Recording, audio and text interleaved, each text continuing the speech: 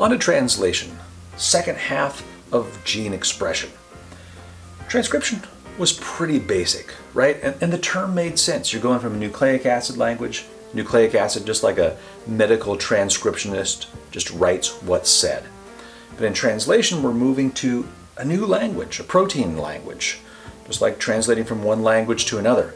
But this one, the big trick is, RNA is written in a code of 4 different nucleotides, but now we're moving to a protein language with 20 different amino acids. So we can't just have A stand for methionine. We're going to have to do a little more than that to get this done. Plus there's just more players involved. Well, let's dive into it. Just like with DNA replication and transcription, translation has the same 3 stages. We're going to start, keep going, and then stop. But to get started, we need to have everybody at the party. So let's look at who's supposed to show up to get translation underway. All right, so the major players in translation are going to be these 3 types of RNA. So we've made messenger RNA and transcription, so you've seen that one before. We have another type, transfer RNA. It's a complicated one. So it looks kind of like this clover leaf, doubles back on itself and loops around. Oftentimes we simplify it because the middle part's not that important. The important parts are this one down here and the amino acid that it carries. So this is really our translator. It carries the amino acid and gets us from an RNA language to a protein language. And then finally, ribosomal RNA. So there's RNA in this big protein crazy structure, and that's the place where translation actually happens. And not to leave off one other part, GTP. It's a cousin of ATP. This is what provides the energy to get the job done. All right, so let's get started and initiate translation. Here's our messenger RNA molecule. We got to put a ribosome on there, but we can't start at the very first nucleotide. We need to move in a little bit, but where exactly? Let's take a look. To initiate translation, we need the messenger RNA from transcription. So there it is there. It leaves the nucleus and finds a ribosome. And the next piece that we need is the transfer RNA, or tRNA.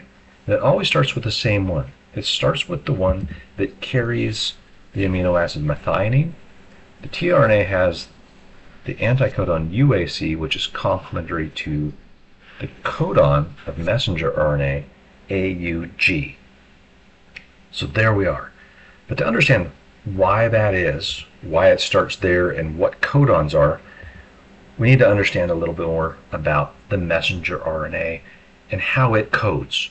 So it is a code, just like computer code, and they're written in codons, which makes sense as a name, which are a series of 3 nucleotides. And here you see them all laid out on this chart, all 64 of them.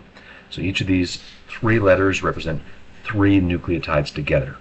And each of those code for an amino acid, which are abbreviated here. LEU for leucine, PHE for phenylalanine, and so forth. So that's how we get from the nucleotide code to the amino acids. But obviously your cells don't have this chart. There's no little person in there with a clipboard looking these up and saying, I need a leucine over here. They do it differently. But I want to tackle the question before we get into how that works in the cell, into why start here? Why start at the codon AUG, which always carries methionine?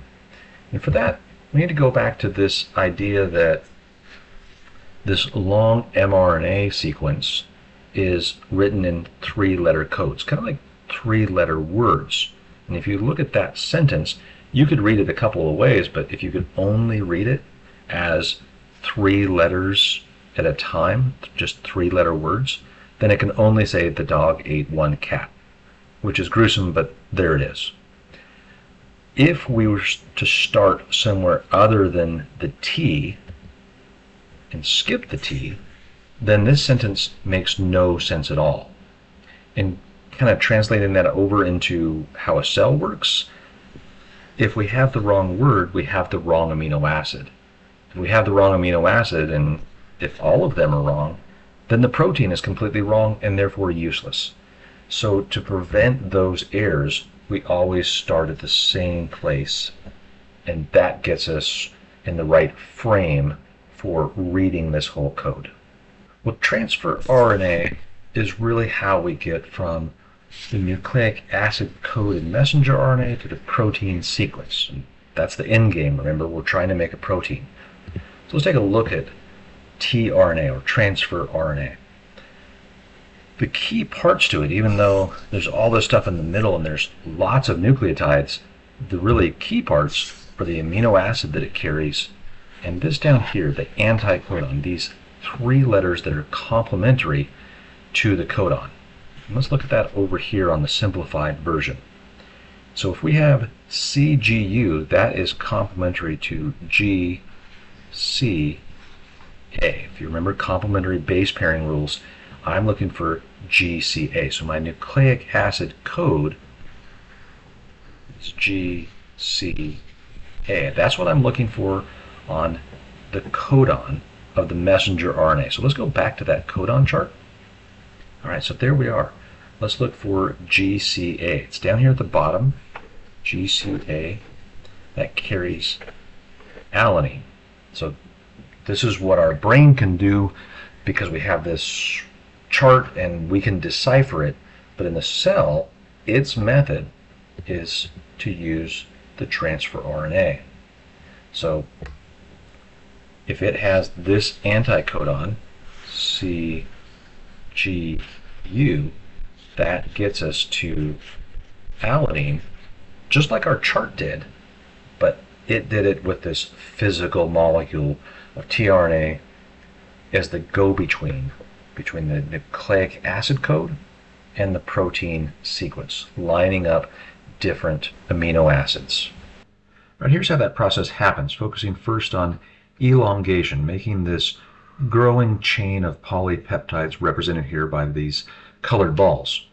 So we got a lot of amino acids being strung together, and that's facilitated. Obviously, the code comes from the messenger RNA pictured here. This is this long strand, and it happens at a ribosome, which is that light blue in the background. In the ribosome, there are essentially 2 parking spots for the tRNA molecules. So this is where the tRNA molecules come in. They park in this first spot here. It carries this amino acid, and using the energy from a GTP molecule, this amino acid chain is transferred onto that new amino acid. So it all moves over, and now the chain has grown. This tRNA leaves, this one shifts over into that spot, and the next one comes in. And that process just keeps repeating and repeating and repeating. New tRNA is coming in, adding an amino acid to the chain until we get to the end, and that's termination. That's signaled by one of 3 tRNAs that carry a release factor instead of an amino acid.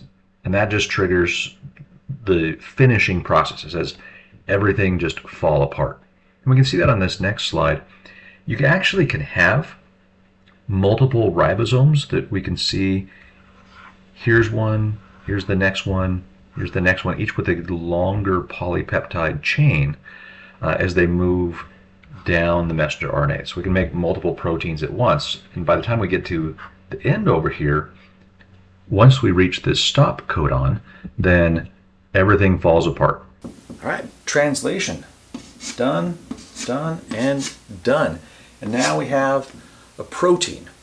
Well, really, it's just a string of amino acids at this point. And now we need to get this protein that we just made all folded up.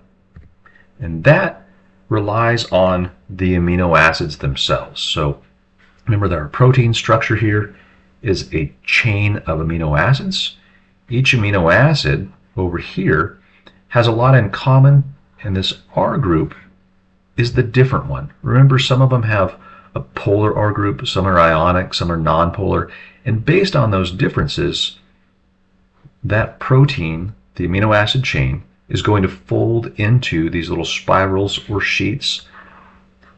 Those interactions between them will form this three-dimensional structure, and then sometimes even multiple proteins grouped together into a multi-protein complex like you see in hemoglobin here. So that shape is very important to how the protein works. But now we have to get the protein somewhere, and that involves other organelles. Let's review where we've been so far. In the nucleus here is where our DNA sits, and we use that to make RNA. That RNA, the messenger RNA, had to leave the nucleus through these little pores and get out to a ribosome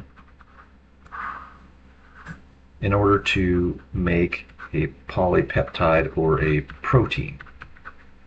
All right, and that protein is what's going to do the work for us, but where does it go? Well, if it stays in the cell, then it's usually going to be made at a free ribosome. Over here to the left, if I just draw these little dots, there are ribosomes just floating around in the cytoplasm, and if that messenger RNA goes over to those to make their protein, then it's probably just going to stay in the cell. But there are a lot of other ribosomes attached to these membranes. You can see them on here, and that is called the rough endoplasmic reticulum, and it's part of this larger endomembrane system that's going to help us route proteins if we want them to leave the cell. So if you think about, like, in your saliva you have enzymes. Those had to have been made in a cell and released so that they can help you digest food in your mouth. Or in your stomach, same thing with enzymes. We're releasing hormones. So there's a lot of reasons we might want to get those proteins out of the cell. So let's look at how that's done.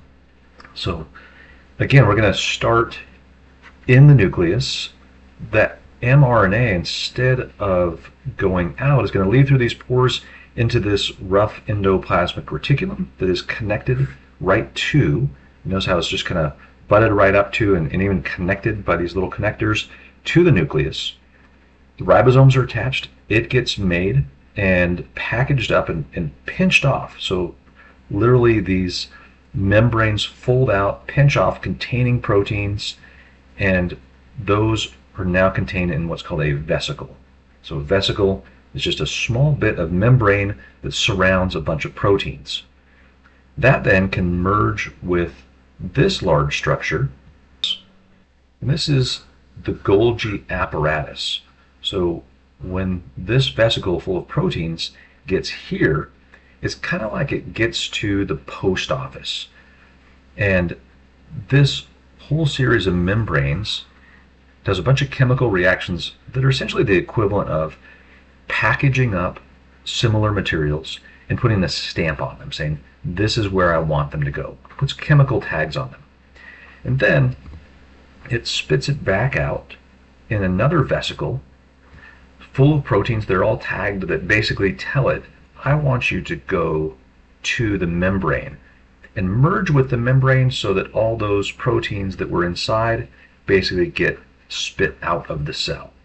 And that requires a process known as exocytosis that we'll talk about at a later time. It's a little different than the other membrane transports so far. But that protein, we can't just end it and say, you have a protein, you're done. No, we have to fold it, and then we have to route it to the right place. Well, there is translation. We've gotten from a coded message written in a nucleic acid language to a string of amino acids that we folded up and even shipped out of the cell. Remember that all this happens at the cytoplasm, at a ribosome, and we use codons of messenger RNA translated by anticodons on transfer RNA to help us string together amino acids. And that together is gene expression. Now that we have a protein, we can do something with it, whether that's produce pigment in our hair, or an enzyme for the stomach, or a hormone that's going to be sent out to control what the body does. But proteins are really where it's at. They're crucial to how life functions, and it's important that they get made just right. I again remind you that there are plenty of good animations. Once you have the basics down, that will really help bring it to life and help you appreciate this truly remarkable process.